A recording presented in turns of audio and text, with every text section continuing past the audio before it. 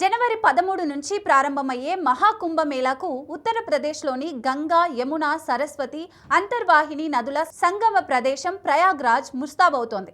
మహాకుంభమేళాకు తరలివచ్చే భక్తుల సౌకర్యార్థం రాష్ట్ర ప్రభుత్వం భారీ ఏర్పాట్లు చేస్తోంది. అయితే ఈ కుంభమేళాకు బాంబు బెదిరింపులు రావడం ప్రస్తుతం కలకలం రేపుతోంది. ఓ ఎక్స్ యూజర్ ఈ బెదిరింపులకు పాల్పడ్డారు. మతపరమైన ఈ కార్యక్రమానికి హాజరయ్యే కనీసం 1000 మందిని లక్ష్యంగా చేసుకొని బెదిరింపులకు పాల్పడ్డాడు. వెంటనే అప్రమత్తమైన యూపీ పోలీసులు సదరు ఎక్స్ యూజర్పై ఎఫ్ఐఆర్ నమోదు చేశారు. ఈ మేరకు దర్యాప్తు చేపట్టారు. కాగా మహాకుంభమేళాకు ప్రయాగ్రాజ్ సిద్ధమవుతోంది.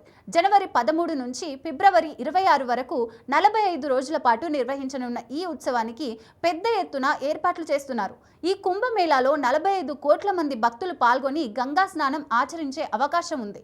ఈ నేపథ్యంలో యూపీ ప్రభుత్వం కట్టుదిట్టమైన ఏర్పాట్లు చేస్తోంది. దీనిలో పాల్గొనే భక్తుల సౌకర్యం కోసం 1,60,000 టెంట్లు, 1,50,000 మరుగుదొడ్లను ఏర్పాట్లు చేస్తున్నారు.